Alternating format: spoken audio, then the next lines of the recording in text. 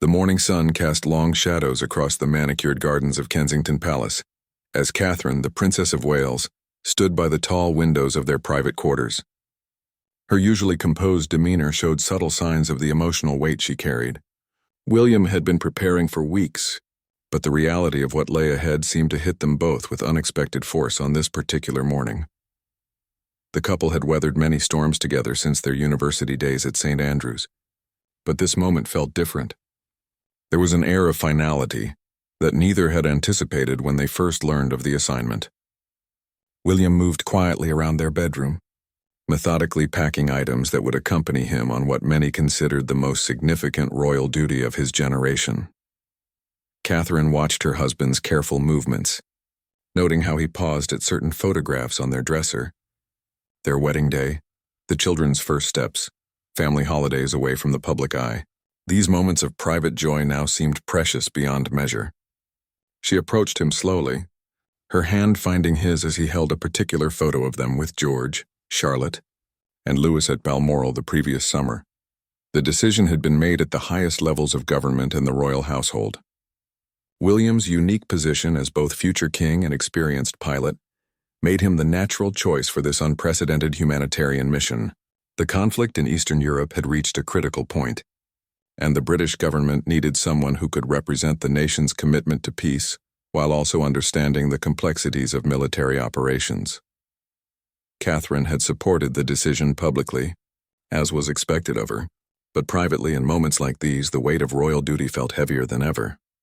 She understood the importance of William's mission, but the mother and wife in her struggled with the uncertainty of what lay ahead.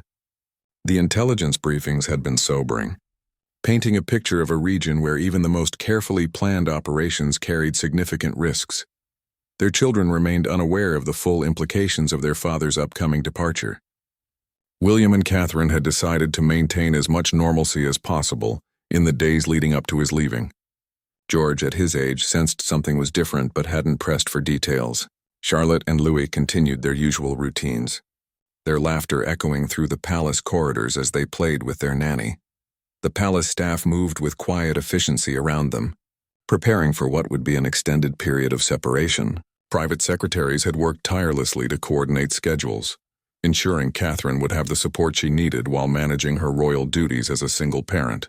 The logistics were complex, but the emotional preparation proved far more challenging.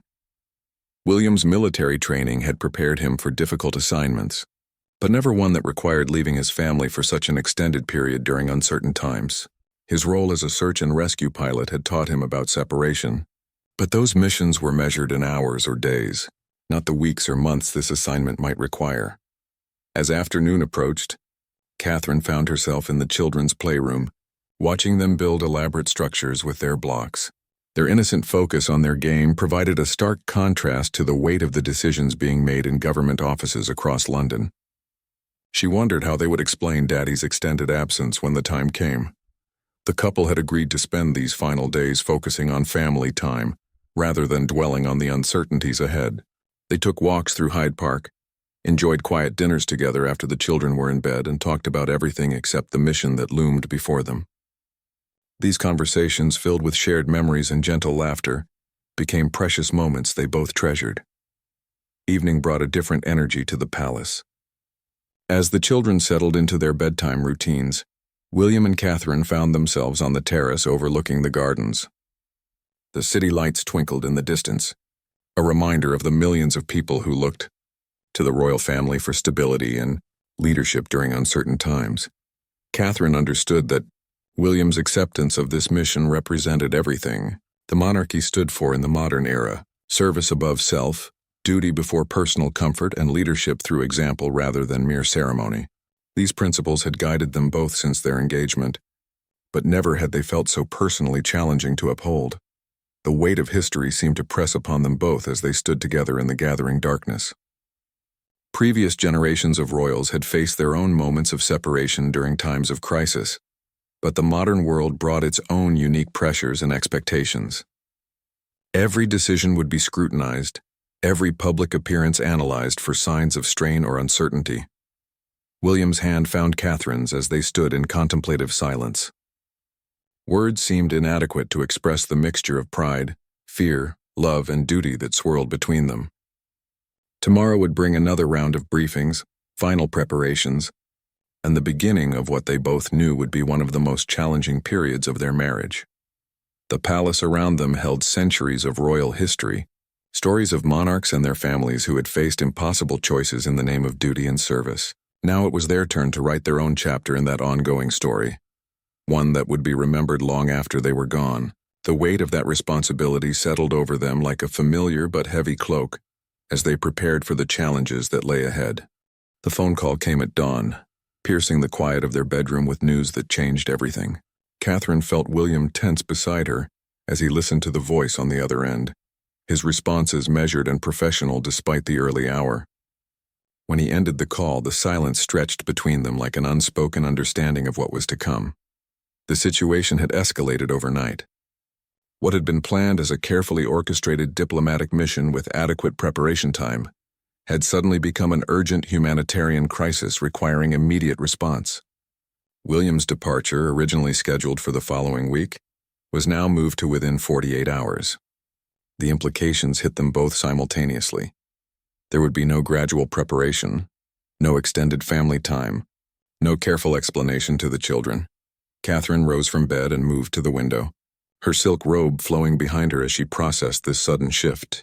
The gardens below looked the same as they had the night before, but everything felt different now. The luxury of time, which they had planned to use for proper goodbyes and careful preparation, had been stripped away by circumstances beyond their control. William began making the necessary calls to his private office, his voice carrying the weight of authority that came naturally to him in crisis situations. Catherine listened as he coordinated with military officials, government ministers, and palace staff, transforming their private bedroom into an impromptu command center. She admired his ability to shift seamlessly into his role as future king, even as her heart ached at how quickly their personal time was being consumed by duty. The children's voices could be heard from down the hall as their nanny helped them prepare for the day. George's laughter mixed with Charlotte's chattering about her upcoming school project, while Louis's delighted squeals added to the domestic symphony. Catherine felt the sharp contrast between their innocent morning routine and the gravity of what was unfolding in their parents' room. Breakfast became an exercise in normalcy maintained through sheer will. William sat with his children as usual, helping Louis with his cereal while discussing Charlotte's spelling test and George's football practice. Catherine watched her husband create these precious final moments, knowing that each interaction might have to sustain him through the difficult weeks ahead. The palace staff had been activated with military precision, discreetly preparing for William's expedited departure, while maintaining the appearance of a normal day for the children. Catherine worked closely with their private secretary to ensure that all necessary arrangements were made for her increased responsibilities during William's absence. By midday, the first wave of media speculation had begun. Palace officials had released only the most basic information about William's upcoming diplomatic mission, but the press sensed something significant was developing. Catherine could see the gathering of photographers at the palace gates from her office window, their long lenses trained on any sign of unusual activity. William's afternoon was consumed by security briefings and final mission preparations. Catherine used this time to have individual conversations with each of their children, carefully choosing words that would prepare them for Daddy's departure without frightening them. George, with his growing awareness of his father's responsibilities, asked thoughtful questions that revealed his understanding that this trip was different from others. Charlotte's response was characteristically direct, asking when Daddy would be back and whether she could send him drawings while he was away. Catherine promised that they would find ways to stay connected, even though she wasn't entirely certain what communication would be possible, given the sensitive nature of William's mission. Louis, at his young age, seemed more concerned with whether Daddy would be back for their planned visit to the zoo than with the broader implications of the trip. Catherine held him close, promising that they would have wonderful adventures together while Daddy was away, and that he would have lots of stories to tell when he returned. The afternoon brought a steady stream of government officials and military advisors to the palace. Catherine watched from their private quarters as black cars arrived and departed, carrying men and women whose serious expressions reflected the gravity of the situation. that had prompted William's urgent deployment. She found herself thinking about other royal wives who had faced similar moments throughout history, queens and princesses who had watched their husbands depart for distant lands and dangerous missions, often with far less communication and support than she would have. The continuity of royal service across generations provided some comfort, even as she faced the very personal challenge of saying goodbye. Evening dinner was carefully orchestrated to feel special without raising the children's suspicions about why this particular meal was different. William engaged each child in conversation about their interests and plans, creating memories that Catherine could see him storing away for the difficult times ahead. After the children were in bed, William and Catherine found themselves alone in their sitting room, surrounded by the familiar comfort of their private space. The formal briefing papers and official documents scattered across his desk served as stark reminders of the mission that would soon separate them. Catherine helped William with final packing decisions, choosing items that would provide comfort and remind him of home during the challenging weeks ahead. A photograph of their family, a book she had given him for their anniversary, small mementos that would carry the essence of their life together into whatever circumstances he would face. The weight of unspoken fears hung between them as they moved through these practical preparations. Both understood the risks involved, though neither voiced their concerns directly. Instead, they focused on the importance of the mission and the lives that might be saved through William's intervention. As midnight approached, they sat together on their sofa, Catherine's head resting against William's shoulder as they cherished these final quiet moments together. Tomorrow would bring the formal farewell, the public departure, and the beginning of their separation. Tonight belonged to them alone, a private goodbye that would have to sustain them both through the uncertain days ahead. The morning of departure arrived with gray skies that seemed to mirror the somber mood within the palace walls. Catherine woke before dawn, finding William already dressed in his military uniform, standing at the window and watching the first light creep across London. The sight of him in formal dress brought the reality of his departure into sharp focus, transforming the man she had coffee with every morning into the Prince of Wales, heir to the throne, preparing for a mission that would test every aspect of his training and character. Their private goodbye had taken place in the quiet of their bedroom, away from the eyes of staff and the eventual scrutiny of the public. Catherine had traced the familiar lines of his face with her fingers, memorizing details that would have to sustain her through the lonely weeks ahead. William had held her close, whispering promises about staying safe and coming home, words that carried more weight than any formal vows they had ever exchanged. The children's breakfast routine proceeded with careful normalcy, though George seemed to sense the tension in the air. He sat closer to his father than usual, asking questions about the trip that revealed his growing understanding of the significance of what was happening. Charlotte chattered about her school plans for the week, unconsciously trying to fill the unusual quiet that had settled over their normally lively breakfast table. Louis, blissfully unaware of the emotional undercurrents, focused entirely on his favorite cereal while occasionally looking up to smile at his parents.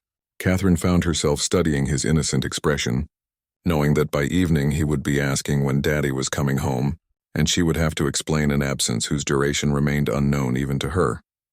The palace staff moved with discretion and efficiency around them, preparing for the formal departure ceremony, while respecting the family's need for these final private moments.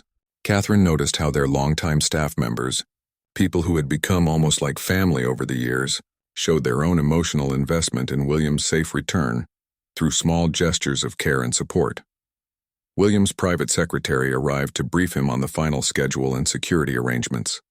The conversation, conducted in low tones near the breakfast room door, served as another reminder that this departure involved complexities far beyond a typical royal engagement. Catherine watched her husband's face as he received last-minute updates, noting how he absorbed each piece of information with the focused attention that had served him well throughout his military career. The formal departure was scheduled for late morning, allowing time for private family moments before the public ceremony. Catherine had chosen her outfit carefully, selecting a navy dress that would photograph well, but also felt appropriate for the gravity of the occasion. She wanted to project strength and support for William's mission, while acknowledging the personal cost of their separation. George and Charlotte would accompany them to the departure ceremony, old enough to understand the importance of showing public support for their father's mission. Louis would remain at the palace with his nanny, sparing him from the emotional intensity of the formal goodbye while preserving his innocent routine as much as possible. The drive to the departure location took them through London, streets lined with people who had gathered to show their support. Catherine watched from the car window as citizens of all ages held signs of encouragement and small British flags, their faces reflecting the mixture of pride and concern that she felt in her own heart. The public's response reminded her that William's mission represented hope for people far beyond their immediate family. At the departure site, military officials and government ministers had assembled for the formal ceremony. Catherine recognized many faces from previous state occasions, but the context made everything feel different. These were the people who would be responsible for her husband's safety and the success of his mission, and she found herself studying each one with new intensity. The children stood close to their mother as the formal proceedings began, their small hands finding hers as they watched their father assume his official role. George maintained the composure expected of a future heir, while Charlotte held Catherine's hand tightly, her usual exuberance tempered by an instinctive understanding that this moment was different from other royal events they had attended. William's farewell speech to the assembled officials and media was brief but powerful, emphasizing his commitment to the humanitarian goals of the mission, while expressing confidence in its success. Catherine listened to his familiar voice taking on the formal tones required for such occasions, even as she remembered the more intimate words they had shared in private just hours before. The moment of their public farewell arrived with a precision that felt both rehearsed and deeply personal. William approached his family with the bearing of a prince, but the expression of a husband and father who understood the weight of what he was leaving behind. His kiss for Catherine lasted just long enough to feel genuine, without becoming inappropriate for the public setting. His goodbye to George involved a brief, serious conversation that Catherine couldn't hear but could see carried significant meaning for both father and son. Charlotte received a longer embrace, her father whispering something that made her smile even as tears gathered in her eyes. The image of William kneeling to Charlotte's level, his military uniform a stark contrast to her colorful dress, would become one of the defining photographs of the departure. As William's aircraft prepared for takeoff, Catherine stood with the children, their small family group now incomplete, but still projecting the unity and strength that the nation needed to see. She waved until the aircraft disappeared into the gray morning sky, knowing that this image of their farewell would be transmitted around the world as a symbol of duty, sacrifice, and the personal cost of royal service. The return journey to the palace took place in relative quiet, each family member processing the morning's events in their own way. Catherine held Charlotte's hand while George sat thoughtfully beside them, already beginning to understand that their lives had entered a new phase that would test all of them in ways they had never experienced before. The first week of William's absence passed in a carefully maintained routine that masked the profound adjustment taking place within the palace walls. Catherine threw herself into her royal duties with renewed intensity, understanding that her public strength would be interpreted as a reflection of the monarchy's stability during uncertain times. Every appearance, every speech, every interaction with the public carried additional weight as she represented both herself and her absent husband. The children's reactions to their father's absence varied as much as their personalities. George, with his developing sense of responsibility as the future heir, seemed determined to be the man of the house in his father's absence. He asked thoughtful questions about the mission and showed increased interest in the news reports that mentioned his father's work. Catherine watched him carefully, knowing that his young shoulders were carrying a burden that few children his age would understand. Charlotte's response was more emotionally direct, experiencing moments of sadness that she expressed through tears and requests for extra bedtime stories about brave princes on important quests. Catherine found herself creating elaborate fairy tales that paralleled William's mission, transforming his humanitarian work into adventures that Charlotte could understand and find comfort in. These stories became nightly rituals that helped both mother and daughter process their feelings about the separation. Louis, at his tender age, simply missed his father's presence in their daily routines. He would look for William at breakfast, ask when Daddy was coming home during playtime, and occasionally become upset when bedtime arrived without his father's goodnight kiss. Catherine's heart ached watching her youngest struggle to understand why their family dynamic had suddenly changed. The palace staff provided invaluable support during this adjustment period, stepping seamlessly into expanded roles that helped maintain stability for the family. The children's nanny, their private secretary, and even the security team seemed to understand that their jobs now involved not just professional duties but emotional support for a family navigating unprecedented circumstances. Communication with William came through secure channels that limited both frequency and duration of contact. Catherine treasured their brief conversations, usually conducted late in the evening after the children were asleep. William's voice carried the strain of his challenging circumstances, but he always made an effort to ask detailed questions about each child and their activities, maintaining his role as father despite the physical distance. The media attention intensified as William's mission extended beyond the initially projected time frame. Catherine found herself under increased scrutiny, with every public appearance analyzed for signs of stress or worry. She worked closely with the palace press office to manage the narrative, ensuring that public statements emphasized the importance of the mission while acknowledging the personal sacrifice involved for the entire family. Public support for William's mission and sympathy for Catherine's situation grew stronger as details of the humanitarian crisis became more widely known. Letters and gifts arrived daily at the palace, many from families who had experienced their own military deployments and understood the challenges of separation during dangerous assignments. Catherine made time to read many of these messages personally, finding comfort in the shared experiences of others who had faced similar trials. The children's school became another arena where their father's absence was felt. Teachers and administrators provided extra support and understanding, recognizing that George and Charlotte were processing emotions that extended far beyond typical childhood concerns. Catherine worked closely with the school to ensure that her children felt supported while maintaining as much normalcy as possible in their educational routines. Evening activities took on new significance as Catherine worked to fill the void left by William's absence. Family dinners became more elaborate affairs, with Catherine making special efforts to engage each child in conversations about their interests and concerns. She found herself taking on roles that William had typically filled, from helping with homework to resolving sibling disputes with patience that sometimes felt stretched thin. The weeks stretched longer than anyone had originally anticipated. Intelligence reports suggested that William's mission was progressing successfully, but the complex nature of the humanitarian crisis meant that his return date remained uncertain. Catherine found herself planning around this uncertainty, making commitments that could be adjusted if William's schedule suddenly changed. Friends and family members offered increased support as the separation continued. Catherine's parents visited more frequently, providing additional adult presence in the children's lives and emotional support for Catherine herself. The Queen and other senior royals also increased their involvement, ensuring that royal duties were adequately covered while Catherine managed her expanded responsibilities as a single parent. Sleep became elusive for Catherine as she balanced worry about William's safety with the demands of her daily responsibilities. She developed new nighttime routines that included meditation and reading, trying to maintain her emotional equilibrium for the sake of her children and her public duties.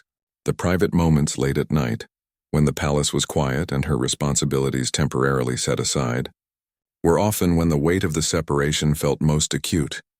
The uncertainty of the situation perhaps proved more challenging than if there had been a definite timeline for William's return. Each day brought the possibility of news about his mission, either positive developments that might herald his homecoming, or concerning reports that could extend his deployment indefinitely. Catherine learned to live with this uncertainty while projecting confidence and strength to everyone around her. As the fourth week of separation began, Catherine found herself settling into rhythms she never expected to master. The role of temporary single parent to 3 young children while maintaining full royal duties had seemed impossible when William first departed, but necessity had made her stronger and more capable than she had imagined possible. Still, each night as she checked on the sleeping children, she whispered prayers for William's safety and swift return to complete their family circle once again. The call came during a particularly difficult evening when Charlotte had been asking repeatedly when Daddy would return, and Louis had refused to settle for bedtime without his father's familiar presence. Catherine answered the secure line in her private study, expecting another brief update about the mission's progress, but instead heard urgency in the voice of William's military liaison that immediately commanded her full attention. The humanitarian situation had reached a critical turning point. William's diplomatic efforts had been successful beyond initial expectations, opening channels for substantial aid deliveries and civilian evacuations. However, the success had also attracted attention from hostile forces who viewed the relief efforts as unwanted interference. Intelligence reports suggested that the security situation around William's base of operations had become significantly more precarious. Catherine felt her breath catch as she absorbed the implications of what she was hearing. The mission that had been dangerous from the beginning had evolved into something even more threatening, with William now operating in circumstances that stretched the boundaries of acceptable risk for a member of the royal family. The military officials assured her that all necessary precautions were being taken, but their measured tones could not entirely mask their own concerns about the deteriorating situation. The children, sensing their mother's unusual tension despite her efforts to maintain composure, became more clingy and demanding of attention. George, with his growing awareness of adult concerns, asked direct questions about why Mommy seemed worried.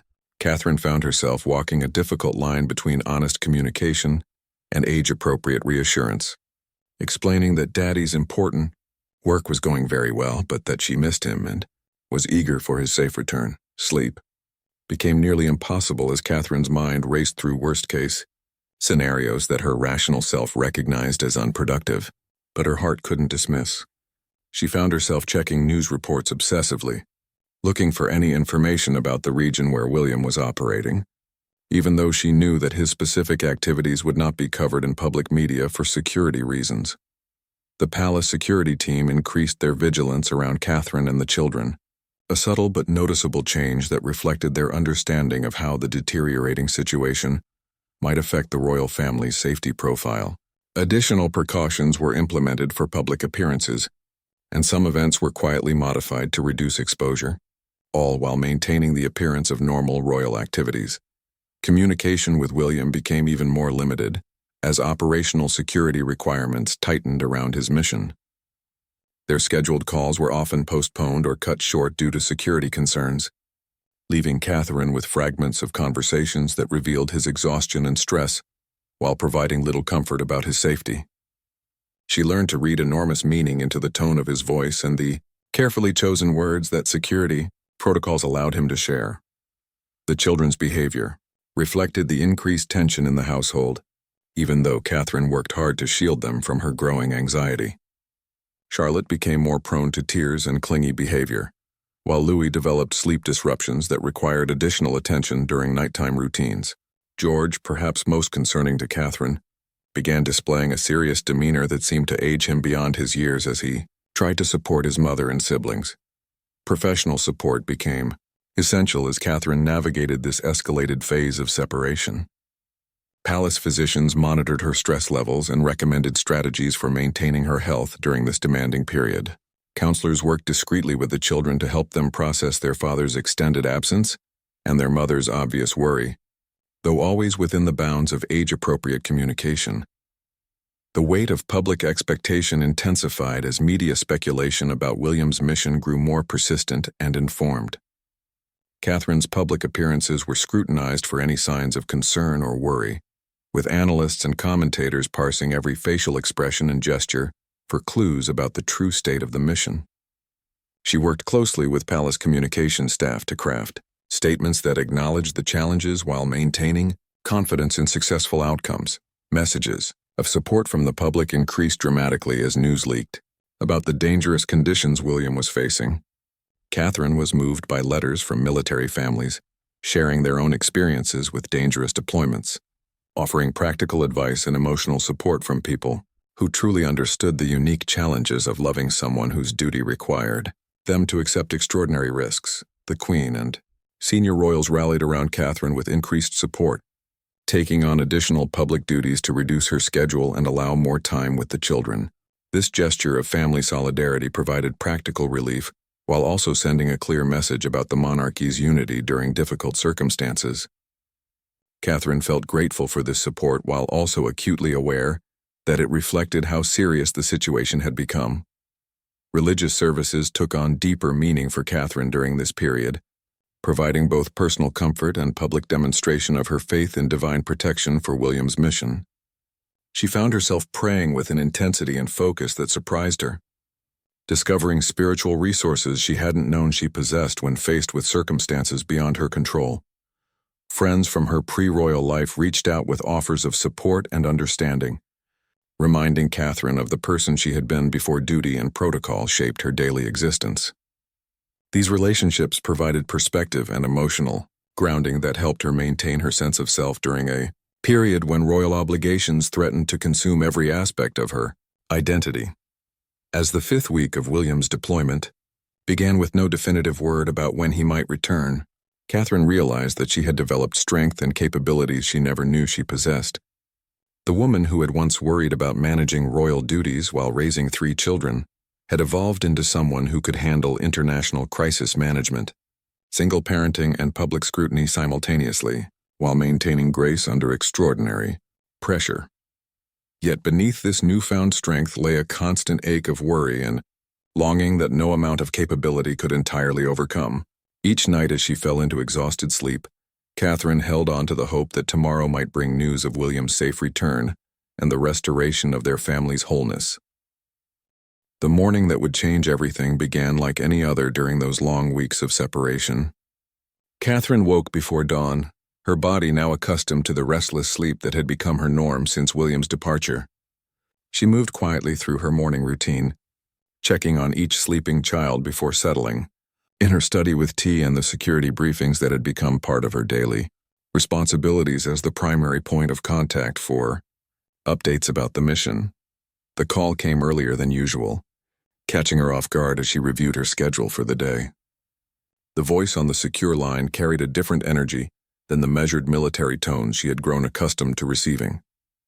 There was relief, excitement, and something she hadn't heard in weeks. The sound of genuine good news about to be delivered. William's mission had achieved a breakthrough that exceeded all expectations. The diplomatic channels he had worked tirelessly to establish had resulted in a comprehensive ceasefire agreement and the successful evacuation of thousands of civilians from the conflict zone.